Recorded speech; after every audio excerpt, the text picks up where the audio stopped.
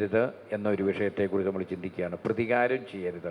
നമുക്കറിയാം, മനുഷ്യർക്കുള്ള ഒരു നൈസർഗികമായി തന്നെ കടന്നു വരുന്നൊരു കാര്യമാണ് അടിച്ചാൽ തിരിച്ചടിക്കണം. അത് ലോകത്തിൻ്റെ ഒരു ചിന്താഗതിയാണ്. ഇങ്ങോട്ട് കാണിക്കുന്ന 4 ഇരട്ടി തിരിച്ചു കൊടുക്കണം, പ്രതികാരം ചെയ്യണം. ഇത് നമുക്ക് ഉള്ള ഒരു കാര്യമാണ്. ഞാനൊരു പള്ളിയിൽ വികാരിയായിരിക്കുമ്പോൾ ആദ്യമായിട്ട് ഞാൻ വികാരിയായ ഒരു പള്ളിയുണ്ട്. പള്ളി ഏതാണെന്നൊന്നും പറയുന്നില്ല, അന്വേഷിക്കുകയും വേണ്ട. ആ പള്ളിയിൽ വികാരിയായി ആ സമയത്ത് ആദ്യമായിട്ട് നമ്മൾ അങ്ങനെ പള്ളിയിൽ ചെല്ലുന്നു. വികാരി സ്ഥാനമെല്ലാമായിട്ട് അങ്ങനെ ഇടപോയി നല്ല ആക്റ്റീവായിട്ടൊക്കെ ഇങ്ങനെ പൊയ്ക്കൊണ്ടിരിക്കുകയാണ്. പക്ഷേ എനിക്ക് കുറച്ച് കഴിഞ്ഞപ്പോൾ എനിക്കൊരു കാര്യം മനസ്സിലായി. ഈ ഇടവയിൽ അന്നുണ്ടായിരുന്നവർ ആരും ആരെ അംഗീകരിക്കില്ല. അതുകൊണ്ട് ആരാണ് മൂത്തത് എന്നിങ്ങനെ ചിന്തിച്ചുകൊണ്ടിരുന്ന ഒരു ഇടവകയാണെന്ന് എനിക്ക് മനസ്സിലായി കുറച്ച് കഴിഞ്ഞപ്പോൾ. അപ്പോൾ അതുകൊണ്ട് അതിൻ്റെ ആരംഭം തൊട്ട് അങ്ങനെയാണ്. കാരണം ചെറിയ ജോലിക്ക് വന്നവർ വലിയ ജോലിക്കാരായി പിന്നീട്. ഉദാഹരണം പറഞ്ഞാൽ, വില്ലേജിലെ ഒരു ചെറിയ ജോലിക്കാരൻ പിന്നീട് വില്ലേജ് ഓഫീസറായി മാറി. ഫോറസ്റ്റിൽ വന്നവരാണെങ്കിൽ ഗാർഡായിട്ട് വന്നവരായിരിക്കും, അത് ഏറ്റവും ടോപ്പ് ലെവലിലേക്ക് പോയി, കയറാവുന്നവർ കയറി. ബാങ്കിൽ ചെറുത് വന്നവർ വലുതായി. അങ്ങനെ ഓരോ സ്ഥാപനങ്ങളിൽ വന്നവർ അങ്ങനെ വലുതായി. അപ്പോൾ അത് കഴിഞ്ഞപ്പോൾ ഇലക്ട്രിസിറ്റി ബോർഡിലായാലും ശരി, പോസ്റ്റ് ലൈൻമാനായിട്ട് വന്നവർ അതിൻ്റെ എഞ്ചിനീയറായി മാറി, എക്സിക്യൂട്ടീവ് എഞ്ചിനീയറായി മാറി. ഇപ്പം എന്ന് പറഞ്ഞാൽ അതുപോലെ കയറിയവർ. അതുകൊണ്ട് ആർക്കും ആരെ അംഗീകരിക്കാൻ പറ്റില്ല. അതുകൊണ്ട് ഇടവയിൽ ദുഷ്കരമാണ്. ആദ്യമായിട്ട് വികാരിയായിട്ട് ചെന്നാൽ നമ്മളെല്ലാവരും സ്നേഹത്തോടെ ചേട്ടൻ, ചേച്ചി, ചേട്ടാ എന്നൊക്കെ വിളിച്ചുകൊണ്ട് പോകുന്ന ഒരു ശൈലിയാണ്. എല്ലാവരും ഒരുമിച്ച് പോകണം എന്നുള്ളതാണ് എൻ്റെ ശൈലി. അപ്പോൾ ഞാനങ്ങനെ ചിന്തിക്കുമ്പോൾ അവിടെ ഒരു 3-4 മാസം അല്ല 5 മാസം കഴിഞ്ഞപ്പോൾ ഓരോരോ പെരുന്നാളുകളൊക്കെ വരുന്നു. അങ്ങനെ പ്രധാന പെരുന്നാൾ വരുന്നതിന് ഒരുക്കമായി അവിടെ കമ്മിറ്റി ഉണ്ടാക്കി വലിയ ഒരു പെരുന്നാൾ നടത്തണമെന്നൊക്കെ ആൾക്കാർ പറഞ്ഞു. അങ്ങനെ കൺവീനർ ഉണ്ടാക്കി. അപ്പോൾ ഒരാൾക്ക് കൺവീനറാകാൻ പറ്റുള്ളൂ, അങ്ങനെയല്ലേ പറ്റുള്ളൂ. അത് പലർക്കും കൺവീനറാണ്. തിരഞ്ഞെടുത്ത ഒരാളെ എന്ത് ചെയ്യാൻ പറ്റും? അപ്പോൾ നിങ്ങൾക്ക് കാര്യം മനസ്സിലായല്ലോ. അപ്പോൾ ഇങ്ങനെയുള്ളതാണ്. അപ്പോൾ എന്തായാലും അങ്ങനെ പെരുന്നാൾ ആ ദിവസം അങ്ങനെ ആഘോഷമായിട്ട് നാടകങ്ങളൊക്കെ കൊണ്ടുവന്ന് നാടകം നടത്തി, വലിയ പ്രദക്ഷിണങ്ങൾ നടന്നു. അങ്ങനെ എല്ലാം 2 മണിയായപ്പോൾ കഴിഞ്ഞു. അങ്ങനെ ഞാൻ പോയി കിടന്നുറങ്ങി. പിന്നെ എന്ത് സംഭവിച്ചെന്ന് എനിക്കറിയത്തില്ല. പിറ്റേ ദിവസം രാത്രി 12 മണിക്ക് ഒരു കോളിംഗ് ബെല്ല് കേട്ടു എൻ്റെ മുറിയിൽ. അപ്പം ഞാൻ ഉറക്കം തെളിഞ്ഞ് വാതിൽ വന്ന് നോക്കുമ്പോൾ 2 പാളി വാതിലാണ്, മെയിൻ ഡോറ്. അപ്പോൾ ഒരു പാടി ഇങ്ങനെ തുറന്നിങ്ങനെ നോക്കുമ്പോൾ ഒരു ചേട്ടൻ വാതിൽ തുറന്ന സമയത്ത് തന്നെ എന്നെ തള്ളി അകത്തോട്ടിട്ട് ഈ മനുഷ്യൻ അകത്ത് വന്ന് കയറി. അപ്പോൾ ഞാൻ വേച്ച് പുറകോട്ട് മാറി നിൽക്കുമ്പോൾ ഇടവയപ്പെട്ടൊരു ചേട്ടൻ, അദ്ദേഹം എന്നോട് പറഞ്ഞു, നീ എൻ്റെ മകനെ തല്ലിച്ചിട്ട് ഇവിടെ സമാധാനത്തിൽ കിടന്നുറങ്ങുകയാണെന്ന് ചോദിച്ചു. ഹല്ലേലൂയ. നീ എൻ്റെ മകനെ തല്ലിച്ചിട്ട് ഇവിടെ സമാധാനത്തിൽ കിടന്നുറങ്ങുകയാണെന്ന് ചോദിച്ചു. പിന്നെ ഇഷ്ടംപോലെ തെറിയും ബഹളമാണ്. അപ്പോൾ എന്ത് പറഞ്ഞിട്ടും എനിക്കൊന്നും മനസ്സിലായി പോലുമില്ല. കാരണം ഞാൻ ആരും തല്ലിക്കാൻ പോയിട്ടില്ല, അങ്ങനെ ഒരു തല്ലവിടെ നടന്നത് ഞാൻ അറിഞ്ഞിട്ടുമില്ല. എന്താ സംഭവം എന്ന് എനിക്ക് മനസ്സിലായില്ല. അപ്പം ഈ പുള്ളി ഇങ്ങനെ റേസായി ചൂടായി കുടിച്ച് പൂക്കുറ്റിയായി വന്ന് നിന്നിട്ടാണ് ഈ പ്രയോഗം. അവസാനം ഈ മനുഷ്യൻ പോകില്ല, ഭയങ്കര ബഹളവും തെറിയും ബഹളം. അപ്പം ഞാൻ പെട്ടെന്ന് എൻ്റെ മനസ്സിൽ ഞാൻ തള്ളാനോ ഉന്താനോ ഒന്നും ഞാൻ പോയില്ല, ഇറക്കി വിടാൻ നോക്കിയില്ല, ഞാനൊന്നും പറയാൻ പോയില്ല. ഞാൻ പെട്ടെന്ന് എൻ്റെ മനസ്സിൽ ദൈവം ഇങ്ങനെ എൻ്റെ മനസ്സിൽ തോന്നിച്ചു. ഞാനവിടെ നിലത്തിരുന്നു, എന്നിട്ട് ഈ മനുഷ്യൻ്റെ കാലേ കയറി പിടിച്ചു. സോറി ചേട്ടാ, ചേട്ടൻ്റെ മകനെ തല്ലിച്ചത് ഞാനാണെങ്കിൽ ക്ഷമ ചോദിക്കുന്നു എന്ന് പറഞ്ഞു. എന്നോട് ക്ഷമിക്കണമെന്ന് പറഞ്ഞു. ഇത്ര പറഞ്ഞ് ഈ മനുഷ്യൻ പെട്ടെന്ന് പിന്നെ ഒന്നും മിണ്ടിയില്ല, ഇറങ്ങിപ്പോയി പുള്ളി. ഹല്ലേലൂയ. പിന്നീട് ഞാൻ ഇതിനെക്കുറിച്ച് അന്വേഷിച്ചപ്പോൾ എനിക്ക് കാര്യം മനസ്സിലായത്, ഇവർ തമ്മിൽ ഈ പ്രശ്നങ്ങളൊക്കെ പലയിടത്തും ഉള്ളതുകൊണ്ടും ഈ പെരുന്നാളെല്ലാം കഴിഞ്ഞു, 2 മണിക്ക് കഴിഞ്ഞു, ഞാൻ പോയി കിടന്നുറങ്ങി. 2-3 ആണ്ട സമയത്ത് ആരോ കയറി ഈ പുള്ളിയുടെ മകനെ ഒന്ന് കൈവച്ചു. അതാണ് വിഷയം. അതിനെ വികാരി ഉത്തരവാദിയാണോ? അറിഞ്ഞിട്ട് പോലും ഇല്ല. അപ്പം ഞാൻ പിന്നെ അതിനെക്കുറിച്ചൊന്നും പറയാൻ പോയില്ല, ആരോടും പറയാൻ പോയില്ല. ആ കേസ് അതവിടെ തീർന്നു. ഒരു ക്ഷമ പറഞ്ഞോടുകൂടിയ പ്രശ്നം കഴിഞ്ഞു. ആരോ എന്തോ കാര്യത്തിന് തല്ലി, അതിന് നമ്മളോടാണ് ചോദിക്കാൻ വരുന്നത്. അപ്പോൾ കയറി ഒരു ക്ഷമ പറഞ്ഞു. അല്ലെങ്കിൽ വേണമെങ്കിൽ പിറ്റേ ഞായറാഴ്ച പുള്ളിയെ വിളിക്കാം. ഞാൻ ഒന്നും മൈൻഡ് ചെയ്യാൻ പോയില്ല. അത് കഴിഞ്ഞ് പുള്ളി പിന്നത്തെ ആഴ്ച രണ്ടാഴ്ച പള്ളി വന്നില്ല. വഴിയിൽ കൂടി മെയിൻ റോഡിലൊക്കെ പോകുന്ന കാണുന്നുണ്ട്. അപ്പോൾ ഞാൻ കാണുമ്പോൾ എന്താ ചേട്ടാ സുഖമാണോ എന്ന് ചോദിക്കും. കള്ളിറങ്ങിയപ്പം പുള്ളിയുടെ അസുഖം ഇറങ്ങിപ്പോയി. ഹല്ലേലൂയ. അപ്പോൾ നമുക്ക് വേണമെങ്കിൽ എങ്ങനെ പ്രതികരിക്കാൻ പറ്റും? അന്നേരം വേണേൽ പ്രതികരിക്കാം, പിറ്റേ ഞായറാഴ്ച വേണേൽ പ്രതികരിക്കാം, അല്ല പിറ്റേ ദിവസം രാവിലെ പ്രതികരിക്കാം, കൈക്കാരന്മാരോട് പറയാം, അല്ലെങ്കിൽ ആരോട് വേണമെങ്കിലും പറയാം. പ്രതികരിക്കാൻ പല വേദികളുണ്ട്, പ്രതികാരം ചെയ്യാൻ വേദികളുണ്ട്. പക്ഷെ നമ്മൾ ചെയ്യാതിരിക്കുന്നത് കൊണ്ട് ആ പ്രശ്നം അവിടെ അവസാനിപ്പിച്ചു. ഹല്ലേലൂയ. അപ്പം സ്നേഹമുള്ളവർ, ജീവിതത്തിൽ പ്രശ്നങ്ങളിലൂടെ എല്ലാം കടന്നു പോകും. ഒരു കുടുംബത്താണെങ്കിൽ പ്രശ്നം ഉണ്ടാകും, ഇടവയിലാണെങ്കിൽ ഉണ്ടാകും, സമൂഹത്തിലുണ്ടാകും. അപ്പോൾ പ്രതികരിക്കാതെ, പ്രതികാരം ചെയ്യാതെ നമ്മൾ ഒന്ന് താന്നു കൊടുത്താൽ പ്രശ്നങ്ങൾ അവസാനിക്കും. ഹല്ലേലൂയ. അല്ലെങ്കിൽ പ്രതികാരം മനസ്സിൽ വെച്ചുകൊണ്ടിരുന്നാൽ അത് വലിയ ഭാരമായും അത് പ്രതിസന്ധിയായും പിന്നീട് രൂപപ്പെടും. വിദ്വേഷം കൂടും, വെറുപ്പായി മാറും. അത് പക വീട്ടണം, അല്ലെങ്കിൽ കൊലപാതകം ചെയ്യണം, പ്രതികരിക്കണം എന്നെല്ലാം ചിന്തിച്ച് വളരെ ഗൗരവതരമായ തിന്മകളിലേക്ക് നമ്മുടെ കുടുംബങ്ങൾ പോകും. അങ്ങനെ പ്രതികാരം ഒരു മനുഷ്യൻ്റെ ജീവിതത്തിൽ കടന്നു വരുമ്പോൾ അത് സൂക്ഷിച്ചാൽ എത്രമാത്രം അപകടമുണ്ടാകുമെന്ന് ഒരു സംഭവം പറയാം. 1940 മാർച്ച് മാസം 13 ലണ്ടൻ എന്ന് പറഞ്ഞ സ്ഥലത്ത് വലിയ ഒരു മീറ്റിംഗ് നടക്കുക. 400 പേര് പങ്കെടുക്കുന്നൊരു മീറ്റിംഗ്. അവിടെ ഒരു കൂട്ടക്കൊല നടന്നു. കൂട്ടക്കൊല അതിൽ അതിൽ ഉണ്ടായിരുന്ന ഒരാൾ, മൈക്കിൾ ഡിയർ എന്ന് പറയുന്ന ഒരാൾ തട്ടിക്കളഞ്ഞു. വെടിവെച്ച് വലിയ തോക്കുകൊണ്ട് വന്ന് പല റൗണ്ട് വെടിവെച്ചെന്നാണ് പറയുന്നത്. ഒരു കമ്മീഷൻ അതിനെക്കുറിച്ച് പഠിച്ചപ്പോൾ, ലോർഡ് ഹണ്ടിൻ്റെ ഒരു കമ്മീഷൻ പഠിച്ചപ്പോൾ 1650 റൗണ്ട് വെടിവെച്ചെന്നാണ് ആ കമ്മീഷൻ പറയുന്നത്. അപ്പോൾ എത്ര സ്ത്രീകളും കുട്ടികളും കുഞ്ഞുങ്ങളും മരിച്ചു എന്നൊന്നും കൃത്യമായൊരു കണക്ക് പോലും ഇല്ലായിരുന്നു. അതിന് കാരണം എന്ന് പറയുന്നത് 1913 ഏപ്രിൽ മാസം 13 ഇന്ത്യയിൽ നടന്നൊരു സംഭവമാണ്. അമൃത്സറിൽ ജാലിയൻ വാലാബാഗ് എന്ന് പറഞ്ഞ സ്ഥലത്ത് ഒരു വലിയ കൂട്ടക്കൊല നടന്നിരുന്നു. അതിൻ്റെ മുഖ്യ സൂത്രധാരകൻ മൈക്കിൾ ഡിയർ എന്ന് പറയുന്ന വ്യക്തിയാണ് ഈ ജാലിയൻ വാലാബാഗിൻ്റെ സംഭവം. അപ്പോൾ ഈ മനുഷ്യൻ ഇവിടുന്ന് തിരിച്ച് ലണ്ടനിലെത്തി ജീവിക്കുന്ന സമയത്ത് ആ കൂട്ടക്കുരുതിയിൽ ചെറിയൊരു അപകടത്തിൽപ്പെട്ട് രക്ഷപ്പെട്ട ഒരു സിഖ് എഞ്ചിനീയർ, 37 വയസ്സുകാരൻ ഉദാം സിംഗ് എന്ന് പറയുന്ന ഒരു വ്യക്തി. ഈ മനുഷ്യൻ അന്ന് മുതൽ മനസ്സിലൊരു പക വെച്ചു. ആ കൂട്ടക്കൊല നടത്തിയ ആളെ വകവരുത്തണം എന്ന് തീരുമാനിച്ചുകൊണ്ട് മനസ്സിൽ ഒരു പകയായി വളർന്ന് ഈ ഉദാം സിംഗ് പഠിച്ച് എഞ്ചിനീയറായി അങ്ങനെ ലണ്ടനിലെത്തി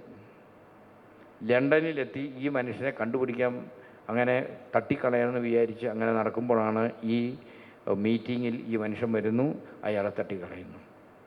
അപ്പോൾ ഈ ഒരു പക ഒരു വ്യക്തിയുടെ ജീവിതത്തിൽ കയറി കഴിഞ്ഞാൽ അത് വീട്ടാൻ വേണ്ടി വേണേൽ പഠിക്കും. നല്ല വിദ്യാഭ്യാസം കിട്ടി എഞ്ചിനീയറായി ഇവിടുന്ന് പുറത്തു പോകാൻ നന്നായിട്ട് പഠിക്കണം, അങ്ങനെ വിചാരിച്ച് അങ്ങനെ പഠിച്ച് അവിടെ എത്തി, എന്നിട്ട് ഈ കൃത്യം നിർവഹിക്കുകയാണ്. അപ്പോൾ ഒരു മനുഷ്യൻ്റെ ജീവിതത്തിൽ പക ഏതെല്ലാം രീതിയിൽ കടന്നു വന്ന് അവന് പിന്നീട് ശരിക്കും പറഞ്ഞു കഴിഞ്ഞാൽ അങ്ങനെയെല്ലാം ചെയ്തതിൻ്റെ എല്ലാം ഫലമായി 1940 ജൂലൈ മാസം 31 ഈ മനുഷ്യനെ അവർ വധിച്ചു കളഞ്ഞു. പിടിക്കുമെന്നും അറിയാം, ഇങ്ങനെയൊക്കെ ചെയ്താൽ പിടിക്കുമെന്നും അറിയാം, ജീവൻ പോകുമെന്നും അറിയാം. പക്ഷേ പ്രതികാരം വളർന്നു. ഇന്ന് നമ്മുടെ ജീവിതങ്ങളിൽ ഇതുപോലെ പ്രതികാരം വളർന്നിട്ടുണ്ടെങ്കിൽ വീട്ടിൽ കൊലപാതകം നടന്നെന്ന് വരാം, ദേഹോദ്രവങ്ങളുണ്ടായെന്ന് വരാം, അബദ്ധങ്ങൾ സംഭവിക്കാം, അതിലൂടെ ജീവഹാനികൾ സംഭവിക്കാം. അപ്പം അതുകൊണ്ട് നമ്മൾ തിരിച്ചറിയേണ്ട ഒരു പ്രധാനപ്പെട്ട കാര്യം മനുഷ്യനാണ്, അതുപോലെ തന്നെ നമ്മൾ ദൈവീകരുവാണ്. അപ്പം അതുകൊണ്ട് ദൈവത്തിൻ്റെ കൃപ ജീവിതത്തിൽ കടന്നു വരണം. അതുകൊണ്ട് നമുക്കുണ്ടാകേണ്ട മനോഭാവം എന്താണ് എന്ന് പ്രതികാര സാഹചര്യങ്ങളിലൂടെ കടന്നു പോകുമ്പോൾ, അല്ലെങ്കിൽ പ്രതിസന്ധിയിലൂടെ കടന്നു പോകുമ്പോൾ ഏത് മനോഭാവമാണ് ജീവിതത്തിൽ പുലർത്തേണ്ടത് എന്ന് ഈശോ പറയുന്നുണ്ട്. മത്തായിയുടെ സുവിശേഷം 5-ാമത്തെ അധ്യായം 44-45 തിരുലിഖിതങ്ങൾ വചനം പഠിപ്പിക്കുന്നുണ്ട്. ശത്രുക്കളെ സ്നേഹിക്കുവിൻ, നിങ്ങളെ പീഡിപ്പിക്കുന്നവർക്ക് വേണ്ടി പ്രാർത്ഥിക്കുവിൻ, അങ്ങനെ നിങ്ങൾ നിങ്ങളുടെ സ്വർഗസ്വനായ പിതാവിൻ്റെ മക്കളായിത്തീരും. അവിടുന്ന് ശിഷ്ടരുടെയും ദുഷ്ടരുടെയും മേൽ സൂര്യനെ ഉദിപ്പിക്കുകയും നീതിമാന്മാരുടെയും നീതിരഹിതരുടെയും മേൽ മഴ പെയ്യുകയും ചെയ്യും. അപ്പോൾ സ്വർഗസ്വനായ പിതാവിൻ്റെ മക്കളായി തീരണം. ആ പിതാവ് ദുഷ്ടരെ നോക്കിയിട്ടല്ല മഴ പെയ്ക്കുന്നത്, അല്ലെങ്കിൽ ശിഷ്ടരെ നോക്കിയിട്ടല്ല. ഇപ്പം മലമ്പുഴ നല്ല എന്താണ് അനുഗ്രഹിക്കപ്പെട്ടവരുണ്ട് എന്ന് വിചാരിച്ചിട്ടല്ല ഇവിടെ മഴ തരുന്നത്. കാഞ്ഞിരപ്പുഴ മഴ കിട്ടാതിരിക്കുന്നവൻ ദുഷ്ടരാന്ന് വിചാരിച്ചേക്കരുത്. മണ്ണാർക്കാട് മഴ പെയ്യുന്നത് നല്ലതാണെന്ന് വിചാരിക്കരുത്. ശിഷ്ടരുടെയും ദുഷ്ടരുടെയും മേൽ മഴ പെയ്യിക്കുന്ന ദൈവം. അതുകൊണ്ട് ആ സ്വർഗസ്വനായ പിതാവിൻ്റെ മക്കളായി തീരണം എന്ന് ദൈവത്തിന് വചനം പറയാം. എന്ന് പറഞ്ഞാൽ പ്രതികാരം ചെയ്യാതെ ക്ഷമിക്കാനും ക്ഷമയോടെ ജീവിക്കാനും ഒരു വ്യക്തി തയ്യാറാകുമ്പോൾ അതിനാൽ തന്നെ ദൈവം അവരെ അനുഗ്രഹിക്കും. അപ്പോൾ ക്ഷമ കൊടുക്കുക, അതിനൊക്കെ നല്ല മാതൃകകൾ നമ്മൾ ചരിത്രത്തിലെല്ലാം കണ്ടുമുട്ടുന്നുണ്ട്. നമുക്കറിയാം, ഈ ജനുവരി 22 ഗ്രഹാം സ്റ്റെയിൻ മരിച്ചിട്ട് 25 വർഷം പൂർത്തിയായി. ഗ്രഹാം സ്റ്റെയിൻ മാത്രമല്ല, കുഷ്ഠരോഗികളുടെ ഇടയിൽ പ്രവർത്തിച്ച ആ കുടുംബം, അതിൽ ഫിലിപ്പും തിമോത്തി എന്ന് പറഞ്ഞ 2 കുട്ടികളെ ഉൾപ്പെടെ ജീപ്പിലിട്ട് പെട്രോൾ ഒഴിച്ച് കത്തിച്ച് കളയുമ്പോൾ രക്ഷപ്പെട്ട് ഓടി വന്ന ഈ പിള്ളേരെ വീണ്ടും അടിച്ച് ശരിയാക്കി കൊന്ന് അതിൻ്റെ അകത്തോട്ടിട്ടെന്നൊക്കെയാണ് പറയുന്നത്. കരിച്ചു കളഞ്ഞു. അങ്ങനെ ഭർത്താവും 2 മക്കളും മരിച്ചു. ഗ്ലാഡീസ് എന്ന് പറയുന്ന ആ കുടുംബനാഥ ഈ ദുഃഖമെല്ലാം പേറി അങ്ങനെയെല്ലാം സങ്കടമുണ്ട്. അങ്ങനെയെല്ലാം നിൽക്കുന്ന സമയത്തും ഇതിനെക്കുറിച്ച് ചോദിക്കുമ്പോൾ ഈ കുടുംബനാഥ പറഞ്ഞ കാര്യമുണ്ട്. ഭർത്താവിനെയും 2 മക്കളെയും ചുട്ടുകൊന്ന ഘാതകരോട് യേശുവിൻ്റെ നാമത്തിൽ ക്ഷമിക്കുന്നു എന്ന് പറയുകയാണ്. പ്രതികാരം ചെയ്യാൻ പോയില്ല, യേശുവിൻ്റെ നാമത്തിൽ ക്ഷമിക്കാൻ തയ്യാറായി. അപ്പോൾ യേശുവിൻ്റെ അത്രമാത്രം ശക്തി ഒരു വ്യക്തിയുടെ ജീവിതത്തിൽ കടന്നു വരുമ്പോൾ ക്ഷമിക്കാനുള്ള കൃപ കിട്ടി, അംഗീകരിക്കാൻ പറ്റി. പ്രതികാരം ചെയ്യണ്ട, ക്ഷമിച്ചേക്കാം എന്ന് വിചാരിക്കും. അപ്പം അതുകൊണ്ട് ഇന്ന് നമ്മുടെ ജീവിതങ്ങളും കുടുംബങ്ങളും അനുഗ്രഹിക്കപ്പെടാൻ ക്ഷമയുടെ ഒരു മേഖല നമുക്ക് ആവശ്യമുണ്ട് എന്ന് നമ്മൾ തിരിച്ചറിയണം. ശത്രുക്കൾക്ക് വേണ്ടി പ്രാർത്ഥിക്കണം, പീഡിപ്പിക്കുന്നവരെ അനുഗ്രഹിക്കണം. ദൈവത്തിന് വചനം പഠിപ്പിക്കുന്നുണ്ട്. റോമാലേഖനത്തിൽ 12-ാമത്തെ അധ്യായം 17-ാമത്തെ തിലിഖിതത്തിൽ വചനം പറയുന്നുണ്ട്, നിങ്ങൾ തിന്മയ്ക്ക് പകരം തിന്മ ചെയ്യരുത്. ഏവരുടെയും ദൃഷ്ടിയിൽ ശ്രേഷ്ഠമായത് നിങ്ങൾ പ്രവർത്തിക്കണം. പ്രതികാരം നിങ്ങൾ തന്നെ ചെയ്യാതെ അത് ദൈവക്രോധത്തിന് വിട്ടേക്കൂ എന്ന് ദൈവത്തിൻ്റെ വചനം പറയുകയാണ്. നിന്റെ ശത്രുവിന് വിശക്കുന്നെങ്കിൽ ഭക്ഷിക്കാനും ദാഹിക്കുന്നെങ്കിൽ കുടിക്കാനും നീ കൊടുക്കണം. ഇതുവഴി നീ അവൻ്റെ ശിരസിൽ തീക്കനൽ കൂട്ടും. ദൈവത്തിന് വചനം പറയാണ്. അപ്പം വെറുപ്പോടെ നടക്കുന്ന വ്യക്തിയെ സ്നേഹിച്ചാൽ, തിന്മ പറയുന്ന ഒരു വ്യക്തിയെ സ്നേഹിച്ചാൽ അവൻ്റെ തലയിൽ തീക്കനൽ കൂട്ടും. തീക്കനൽ ഒരു വ്യക്തിയുടെ തലയിൽ കോരിയിട്ടാൽ എന്താ സംഭവിക്കുന്നത്? അവൻ ചത്തുപോകും. എന്ന് പറഞ്ഞാൽ തിന്മയായ ഒരു വ്യക്തി, അത് പ്രവർത്തിക്കുന്ന ഒരു വ്യക്തിയെ സ്നേഹമാകുന്ന തീക്കനൽ അവൻ്റെ ജീവിതത്തിൽ ചൊരിഞ്ഞാൽ അവനിലുള്ള ശത്രു ചത്തുപോകും. പറഞ്ഞേ ഹല്ലേലൂയാം, ഹല്ലേലൂയാം, ഹല്ലേലൂയാം.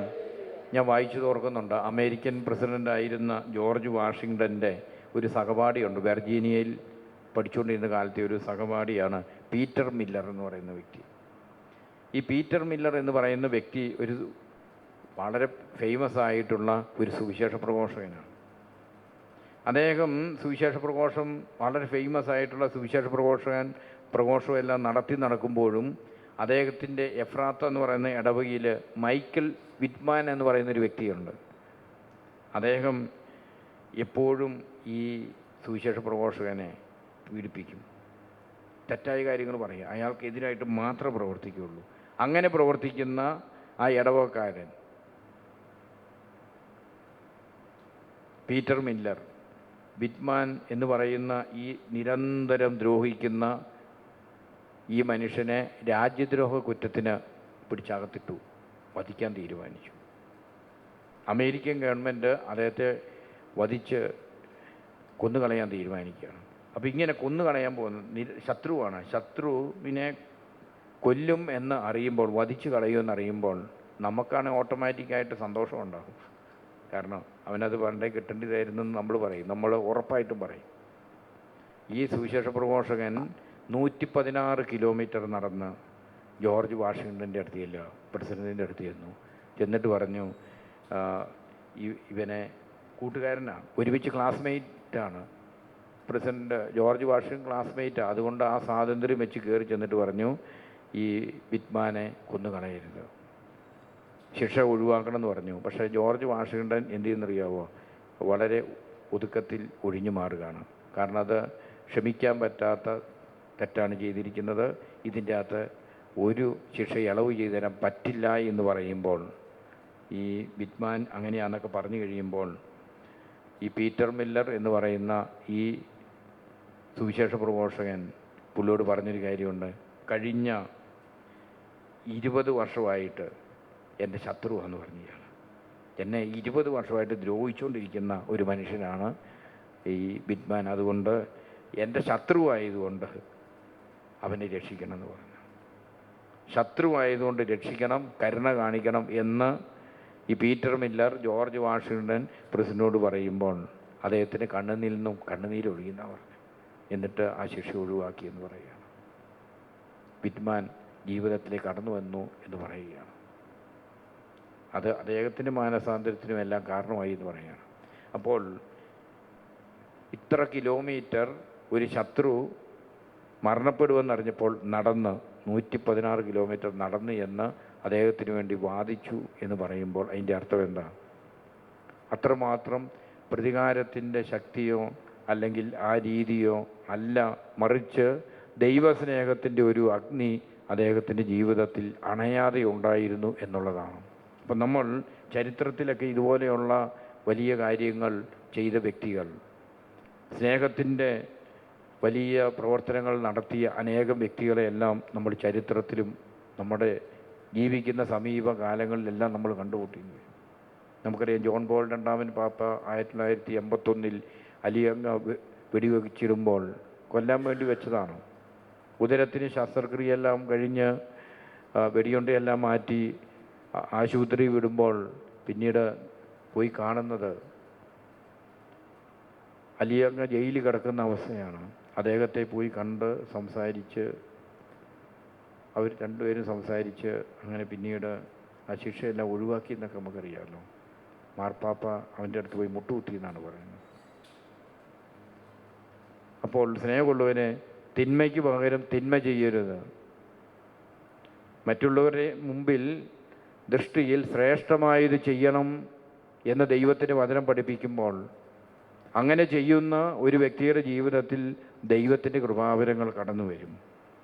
അതുകൊണ്ടാണ് സുഭാഷിതം 25-ന്റെ 21-ഉം 22-ഉം വചനങ്ങളിൽ വചനം ഇങ്ങനെ പഠിപ്പിക്കുന്നുണ്ട്, ശത്രുവിന് വിശക്കുമ്പോൾ ആഹാരവും ദാഹത്തിന് ജലവും കൊടുക്കുക, അവൻ്റെ തലയിൽ അപ്പോൾ പശ്ചാത്താപത്തിൻ്റെ തീക്കനൽ കൂട്ടും, കർത്താവ് നിനക്ക് പ്രതിഫലം നൽകുകയും ചെയ്യും. അപ്പോൾ പ്രതികാരം ചെയ്യാതെ സ്നേഹത്തോടുകൂടി പെരുമാറുന്ന, അംഗീകരിക്കുന്ന, ശത്രുവിനെ അംഗീകരിക്കുന്ന, ചേർത്ത് നിർത്തുന്ന ഒരു വ്യക്തിക്ക് കർത്താവ് പ്രതിഫലം നൽകും.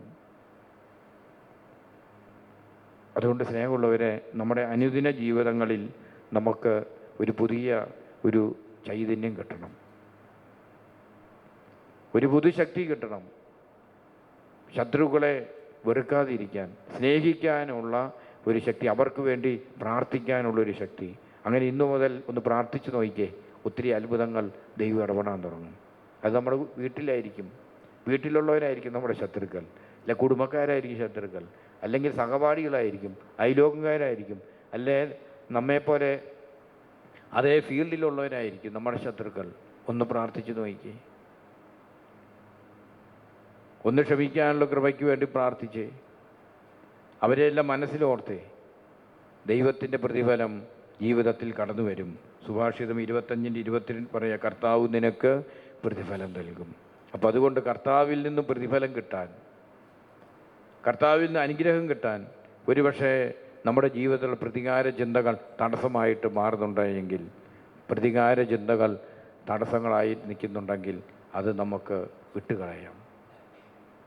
ദൈവം നമ്മെ സഹായിക്കട്ടെ. നമുക്ക് എഴുന്നേറ്റ് നിന്ന് നമ്മുടെ മനസ്സിൽ നമ്മെ ദ്രോഹിച്ചവരും പീഡിപ്പിച്ചവരും നമ്മുടെ ഉയർച്ചയും വളർച്ചയും തടസ്സം നിന്നവരുമായിട്ടുള്ളവരൊക്കെ ഉണ്ടാകും. അവരെല്ലാം മനസ്സിൽ കണ്ടുകൊണ്ട് അവരിലേക്കെല്ലാം ദൈവത്തിൻ്റെ കൃപ കടന്നു വരുവാൻ ആഗ്രഹിച്ച് നമുക്ക് 2 കരകൾ ഉയർത്തി സ്തുതിച്ച് ആരാധിക്കാം. Hallelujah hallelujah. ആരാധന ആരാധന. യേശുവെ നന്ദി പറഞ്ഞ് ആരാധിക്കുന്നു, സ്തുതിക്കുന്നു, മഹത്വപ്പെടുത്തുന്നു. രക്ഷകനായ യേശു അങ്ങേ ആരാധിക്കുന്നു. പരിശുദ്ധാത്മാവെ നിറയണമേ, പരിശുദ്ധാത്മാവെ ആരാധന